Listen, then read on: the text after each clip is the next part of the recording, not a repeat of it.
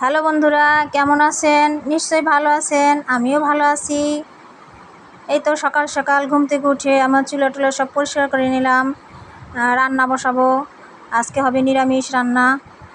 তো আমি চুলায় জল দিয়ে দিলাম। চুলায় আলু, পেঁপে, ভেন্ডি সিদ্ধ দিয়ে দিলাম। এরপরে আমি ঘরটার ঝাড়ু দিয়ে, বিছানা ঝাড়ু দিয়ে, সোফা টোফা ঝাড়ু দিয়ে, ঘর ঝাড়ু দিয়ে ঘর মুছে নেব। আমার মেয়ে তো সকাল সকাল সে স্কুলে চলে গেছে।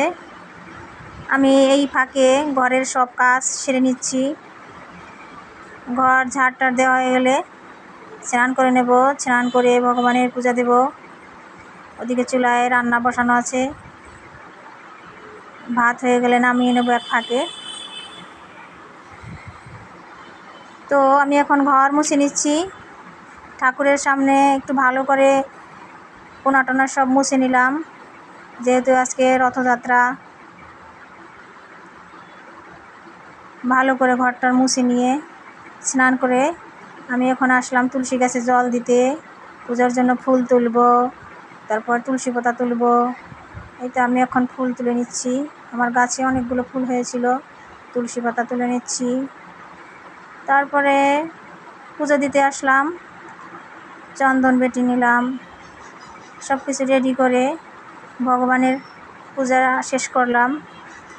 আজকে কোনো ফল টল ছিল না, তাই ভগবানকে বাতাসা আর মিষ্টি দিয়ে পুজো দিলাম।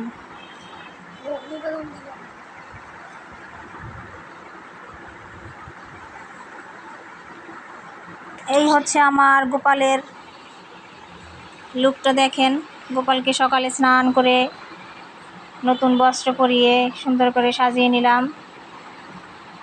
আমার পূজা কমপ্লিট। আমি এখন রান্নাঘরে চলে যাব দুপুরে রান্নার জন্য। আমি অবশ্যই এসে খেয়ে টেয়ে নিয়েছি, সিদ্ধ ভাত খেয়ে নিয়েছি। আমার মেয়েও এসে পড়েছে। তো দুপুরে রান্না করব হচ্ছে সয়াবিন দিয়ে, আলু দিয়ে, আর কাঁকরোল ভাজি করব, আর শাক ভাজি করব।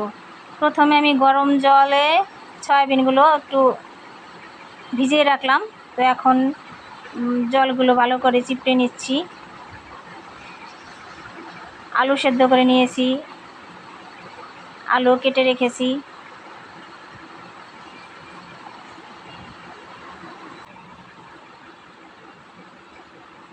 প্রথমে কড়াইয়ে তেল দিলাম, এখন কাঁকরোলটা বসাবো।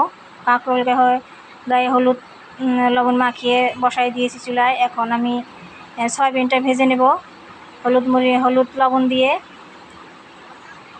ভালো করে ভেজে রেখে দেব। এরপরে আলুটা একটু ভেজে নেব হলুদ দিয়ে, লবণ দিয়ে। একটু ভাজি ভাজি করে নিলে পরে তরকারিতে স্বাদ হয় ভালো।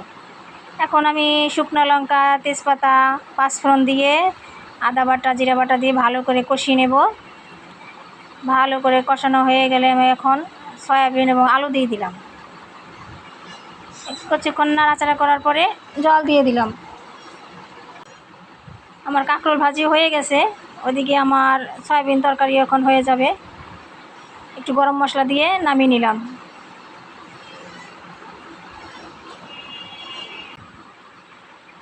এই হচ্ছে আমার সয়াবিন তরকারি লুকটা। দেখতে কি টেস্টি, খেতেও খুব টেস্টি হয়েছিল। আমার নিরামিষের মধ্যে সয়াবিন আলু দিয়ে নিরামিষটা খুবই ভালো লাগে। আমি মাঝে মাঝেই তরকারিটা করি। এখন আমি চুলায় বসাবো হচ্ছে পাট শাক। পাট শাক আগে কেটে ধুয়ে রেখেছি। একটু সর্ষে ফোড়ন দিলাম।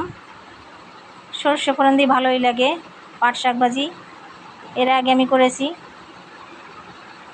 পাট শাকটা ভালো করে ভেজে নিলাম। আমার রান্না কমপ্লিট, আমার রান্না শেষ হয়ে গেছে। এখন আমরা দুপুরে খাবার খাবো। এদিকে আমার মেয়ে জুস খাচ্ছে এসে দেখি।